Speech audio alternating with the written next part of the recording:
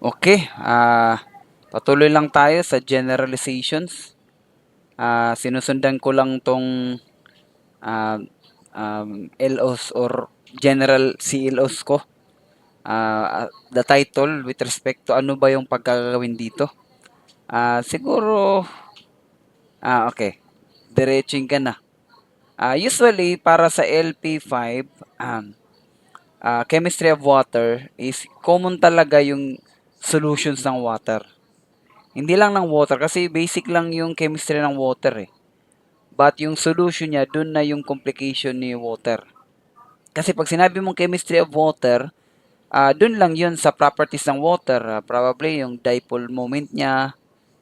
Usually, hindi masyado siyang gamit kung hindi ka pumunta sa applied. Ano ba yung applied?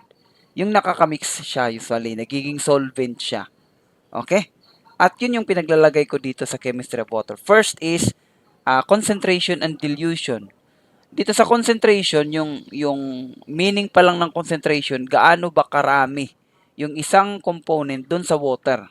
Kaya nga solutions, di ba?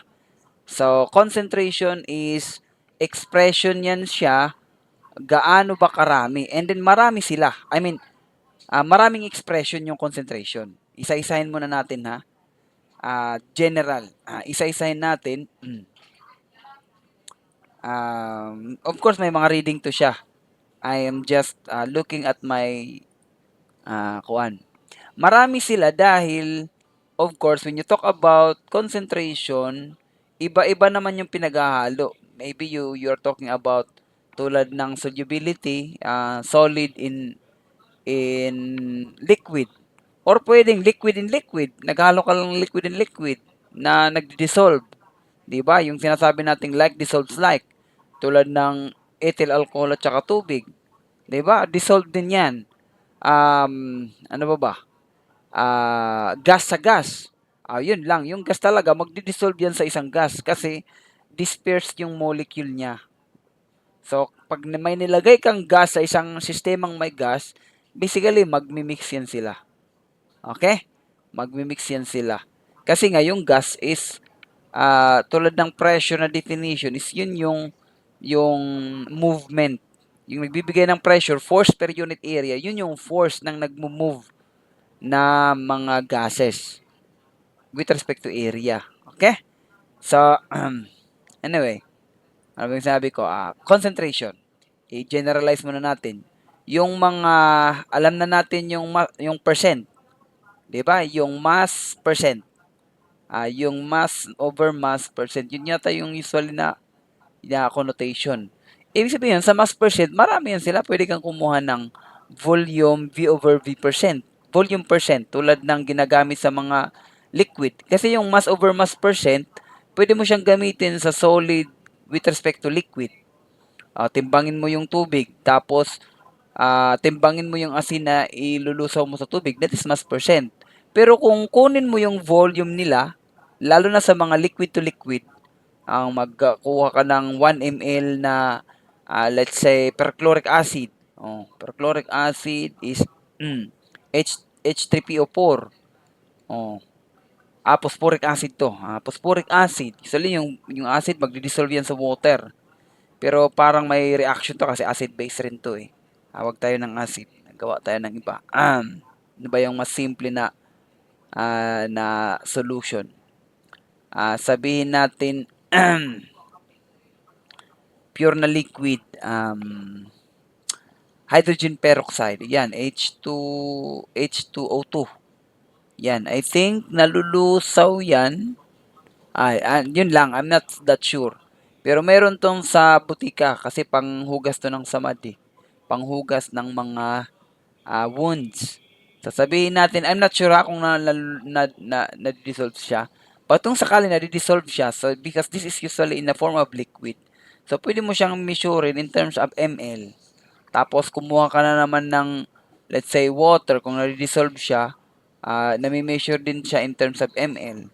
So, i-divide mo yung volume ng H2O2 mo all over yung volume ng H2O2 plus yung volume ng H2O kasi ito yung volume ng solution. That is volume percent. So sa percent pa lang marami na yan sila. Pwede kang magsabi ng mole percent. The number of moles of solute all over number of moles of solution. So pwede yan. Mole percent. Sa gas, nag-define tayo ng mole fraction. Actually, yung mole fraction, i-times mo lang ng 100, that is mole percent. Kaya lang, yung ppm, sa mass lang na yan talaga sila. Yung mass percent, ppm, ppb, sa yung parts per, yun ay mass. But sa percent pa lang, marami yung pwedeng gawin mong percent. You can say mass, anything that can be measured. Mass, percent, volume, percent, number of moles or mole percent, mole percent. So, ito sila is papreho yung mga formula. Solute sa taas, solution sa baba, times 100%. So, papreho yan sila. So, meaning, pag you came across with percent, papreho yung definition nila. Yun lang, kung nakakaintindi ka kung anong yung 20%. Kung mass, kung volume, sir, yung density, hindi naman nami-measure yung intrinsic property naman yung volume o yung density. Meaning, combination niya siya ng mass over volume. So, hindi yan siya. Kasi yung density mo, hindi naman niya nagbabago dahil sa dami ng material mo. Okay? Itong mga sinasabi natin, kung marami yung mini-measure mo, lalaki rin. I mean, dadami siya. Kita nyo? Samantalang yung density, kahit gaano kakarami, gaano kakaliit, yung density niya is palagi. Because that's why it's a constant. Oh, yung mga mass percent, pwede tayong, ito concentration to ha, yung sinabi ko concentration. Gugrupuhin lang natin. Tapos dapat naiintindihan nyo kasi marami ito sila. Depende sa pag-intindi. Oh, concentration. Sa general ito, mga percentages. Sabihin natin percentages. Mass percent, mole percent, pwede kang atom percent. Meron pa niyang mga problem ng atom percent, ano ba? Particle percent, marami yan. So, ano yung pinipercent mo? Yun yung tanong. But the formula is papreho. Yung mass sa solute, kung palagi silang mixture, sa taas yung solute mo, yung tinutukoy na species, yung concern, divided by yung solution. Yung lahat na nasa mixture. Yun siya. Mayroon tayong ding mga fraction na concentration. So, alam natin yung fraction is, tanggalin lang natin yung mga times 100, mga mole fraction yan sila. Mass fraction, mass ng solute all over mass ng solution. So, mass fraction lang yan sila. Pwede kang sumabi ng volume fraction, atom fraction, di ba? So, yung problema lang talaga dyan, pag naintindihan mo yung word na fraction. So, again, yung fraction is wala lang yung 100% na na factor. Okay? Isa yan. So, meron na tayong percentages, meron tayong mga common to sila. Sabihin ko lang mamaya yung hindi mga common. Meron tayong ratio. Yung mole ratio. Example, mass ratio. Actually, pareho pa rin to sila dito. Kaya lang, yung ratio mo is somewhat pwede siyang hindi ilagay in terms of number. Kasi yung ratio proportion, alam naman natin. For example, nagtimpla ka ng 1 liter ng water, tapos 2 liter ng alcohol, tapos 3 liter ng, sabihin natin ng particular compound, let's say glycerin, ay hindi ito maghahalo eh. Yung naghahalo lang sa atin. Sabihin natin, mahirap kasi makahanap ng pure na compound. Okay? Kung hindi ako nasa lab. Don't worry, di ko rin memorize yung mga compound na yan. O tulad ng kanina, 3 liters ng hydrogen peroxide yung binigay ko kanina, di ba? So, yung ratio, isasabihin mo lang 1:2:3 ratio. Yun yung tinatawag natin ng mga ratio naman. Kasi madali lang naman, yung ratio naman, pagkain, ratio lang yung nilalagay natin. Maghalo ka ng 1 tasa ng asin, 2 tasa ng ganon. So, we call it ratio. Tapos, pwede pa siyang maging mass ratio, pwede pa siyang maging volume ratio. Depende naman kung anong sinusukat. Mole ratio, pwede naman. Okay, but anyway, we can convert ratio dun papuntang fraction. For example, ito, 3 pinaghalo. So, kung gusto mong malaman yung mole fraction ng, let's say, water to siya, H2O. Tapos ito, sabi ko kanina, alcohol yata to. Kwanto ta, C2H5OH, sabihin natin. That is an ethyl alcohol. Tapos ito is hydrogen peroxide. So, kung gusto nating i-change yung fraction na 1 is to 2 is to 3, so, sabihin natin volume ratio, to mass fraction, that would be 1 divided by 1 plus 2 plus 3. Kasi nga ito is the solution, yung pinaghalo na. Then mayroon kang 1 all over 6 or equal to, ano ba yung 1 over 6? Anyway, you can use your calculator. Yun yung mole ratio. Mole ratio, nakaganito lang siya, naka-ratio. So, pwede, usually, ang mole ratio kasi, sa mga problem, pwede lang sabihin the ratio. The ratio of the masses. So, mass ratio yun siya. Pero pag sinabi the mass fraction of, so, isang number lang siya. Usually, sa mga ratio is, nilalagay yung ratio niya, yung is to. Diba? Alam na natin yan nung elementary pa yata, grade 5, tinuturo na yan ng ratio. So, another to siya, 3. Ratios, percentage, fraction. Dito na tayo sa mga hindi common. Pinakauna is yung molarity. Molarity. Yung definition ng molarity is the number of moles. So, again, papunta tayo dun sa Avogadro's number. Kasi makakount mo yung mga particles sa moles, di ba? So, the number of moles, and usually yung notation natin, kahit sa gases, number of moles is N. N moles of X, let's say X, solute, usually X, all over the volume of solution. So, ito, parang binilang mo yung particles at saka i-divide mo kung ano yung solution mo. Or minsan yung solvent mo. Kasi usually yung molarity, nagamit to pag konti masyado yung number of moles mo na hindi siya nag-e-effect ng volume sa solution. So usually volume of solution to, yes, pero many instances na talagang itong solution is parang solvent lang. So watch out for that word. Okay, kasi nga masyadong maliit yung particles yung sinasabi dito eh. Maggawa ka lang ng kahit a pinch of, let's say, sodium chloride sa 1 liter ng asin, medyo mataas na yung molarity niyan. Mataas in terms of 0.02. Mataas na yan. Kasi yung molarity, usually yung mga number niyan, mataas na yan pag umabot ng 1, 2. Mataas na yan siya. Usually, yung molarity sa laboratory, nasa 0.5, 0.3, 0.02. Yun lang yan siya. Okay? So, yun yung definition ng molarity mo. Special siya na type. Another, marami to, pero yung gagamitin natin, most usually makikita natin sa problem dito sa subject ko. Kasi marami din to sila. Another is molality. Molality. By definition, again, mga concentration to, pinagnanumberan ko na lalabas. Molality is the number of moles, ganun pa rin sa taas, number of moles of X all over mass in kilograms. Kaya lang may specific ha, ito volume in liters. Hindi lang ml, in liters of solution. Ito naman meron din. Number of moles of solute over mass in kilograms of solvent. Ito medyo ibasto siya. Parang naka-ratio siya kasi solvent yung nasa baba, hindi solution. So, ito is usually gamit to sa mga kuan din. Doon sa mga nagtitimpla lang sa, let's say, may tinitimpla kayo sa mga pagkain. Common to siya. Nakikita ko to sa mga pag-prepare ng mga mixture, lalo na sa mga, ano ba to, sa mga food na tinitinda sa mga companies. Yung mga solution nila. Doon din sa colligative properties, yun. Pupunta tayo sa colligative properties. I think kasama yung colligative properties dito, yun.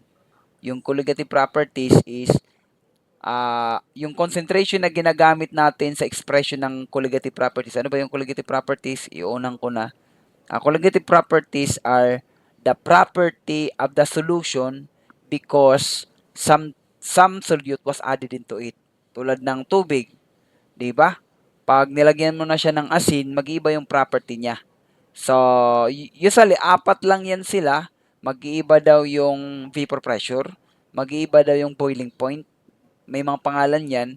Mag-iiba daw yung vapor pressure, boiling point, yung osmotic pressure nila. Anyway, may babasahin yan. Tapos may dadaan din tayo sa psychological properties. At nakakalimutan ko yung isa. Uh, Nakalimutan ko yung isa. Anyway, hindi pa naman tayo sa qualitative properties. Nasa concentration tayo. Molality. Another is yung pH, yung P values. P values. Dito, yung pinakasikat dito is pH. Di ba? pH is the P value of your hydrogen. Kaya pH. Pero actually, yung P is parang power of hydrogen. P. Kaya P value. So, hindi lang hydrogen yung kinukuha ng P.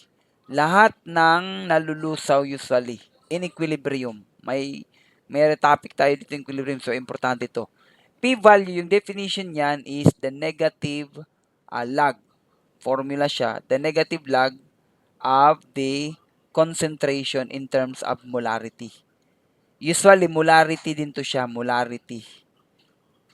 Pakita ko na lang dun sa problem, dun sa mga solution. Dadaan tayo dito. Kasi yung molarity, parang itong molarity na to is different sa, kasi parang may dalawang molarity na naman dito eh.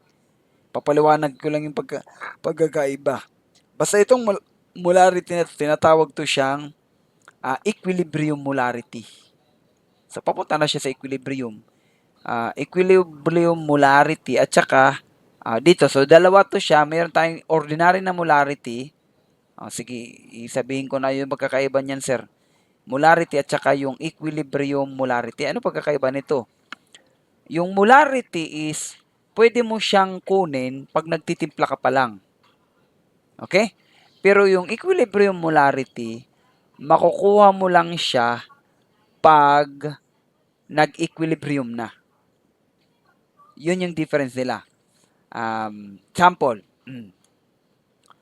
Maghalo ako ng ethanol, ethyl alcohol, C2H5OH. Okay? Hindi maganda tong example kasi nadidilute to lahat eh, meaning nadidissolve silang lahat. Usually kasi yung equilibrium molarity, maganda siyang concept dun sa let's say hindi sila lahat na lulusaw. Lalo na yung mga example natin ng mga unique compounds na hindi nadidissolve.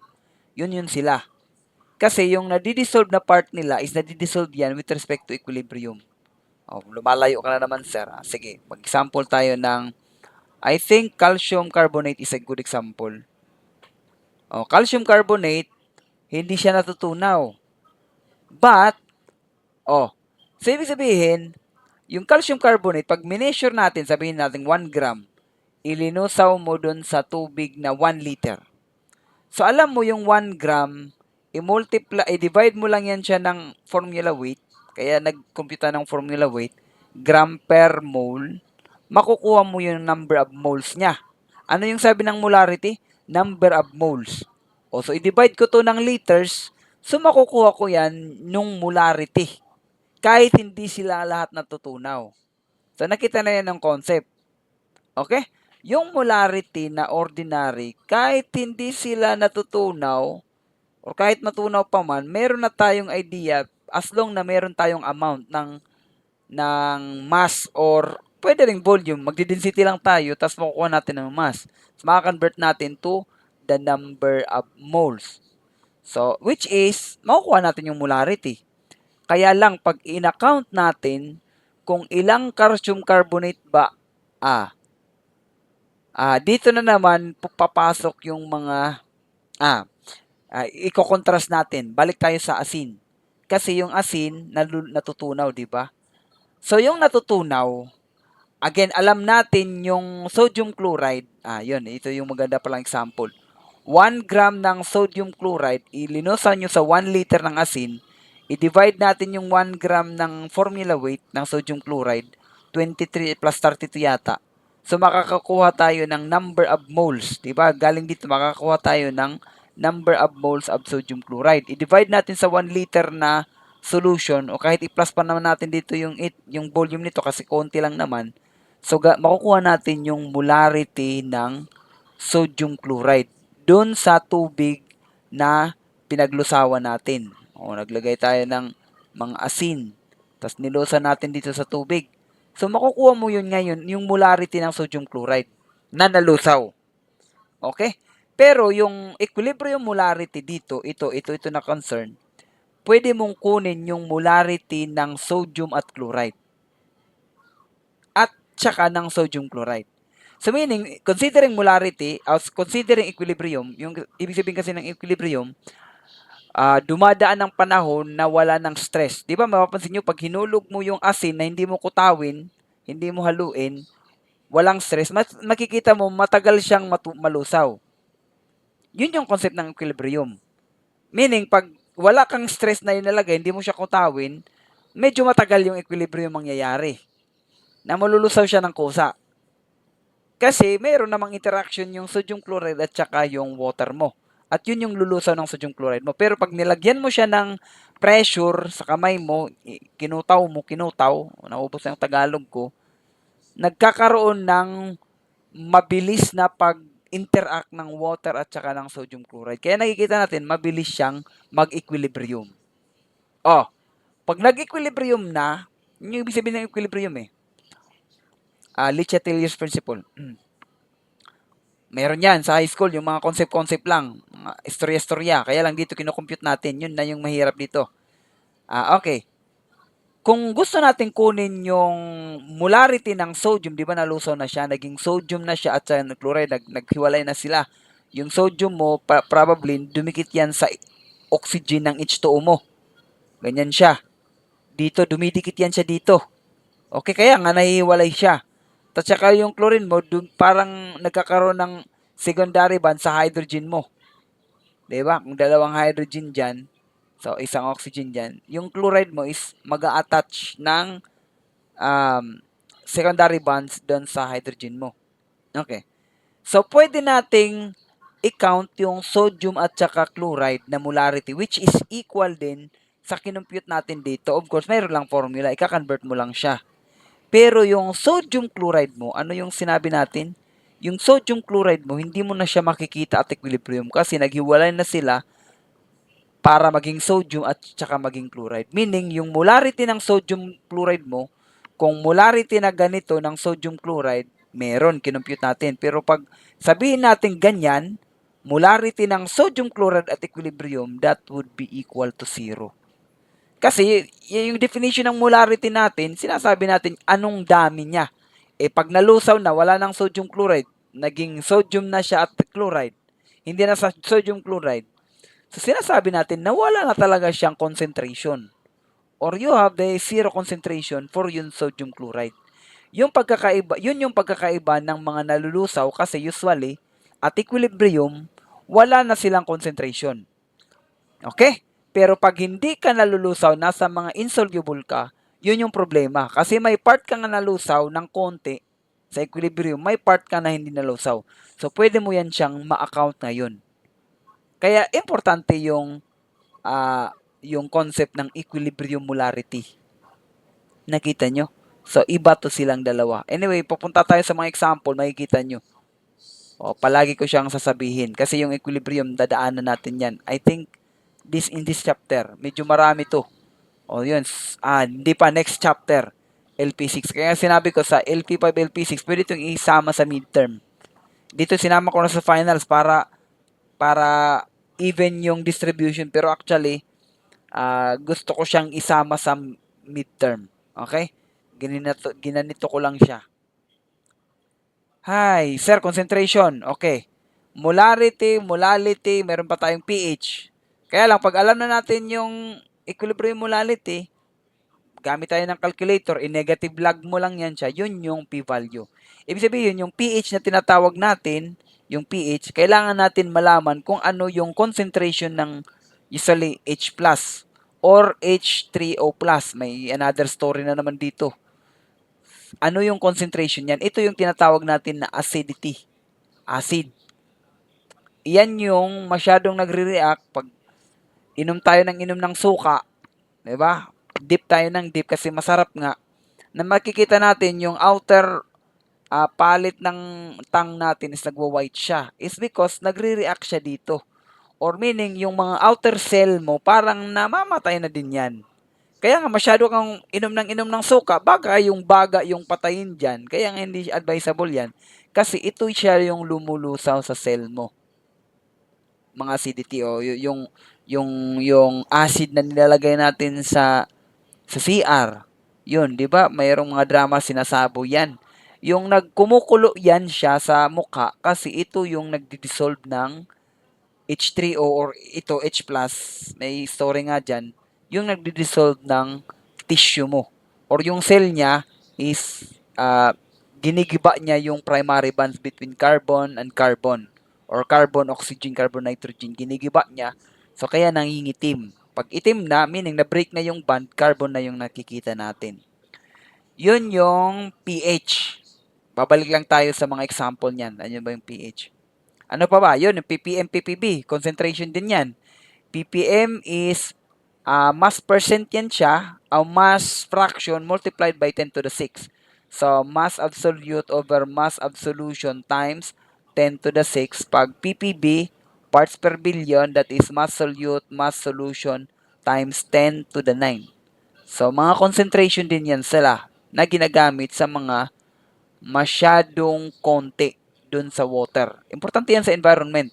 Nakikita nyo sa environment, yung mga concentration dun is ppm, ppb. Konti lang, pero we have to account why. Because there are a lot of things that happens with this concentration kahit konti lang sila. Yung mga mass percent, usually sa laboratory yan pag nagtitimpla tayo. Pero yung ppm, mahirap actually timplahin yan.